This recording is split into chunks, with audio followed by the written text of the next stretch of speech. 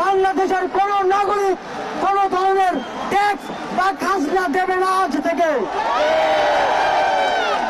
বিদ্যুৎ বিল, পানির বিল, কোন ধরনের ইউটিলিটি বিল আর পরিশোধ করা হবে না।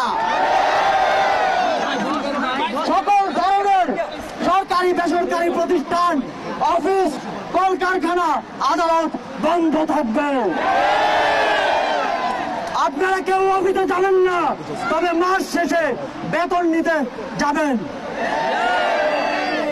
শিক্ষা প্রতিষ্ঠান সমূহের সকল কার্যক্রম অনির্দিষ্টকালের জন্য বন্ধ থাকবে।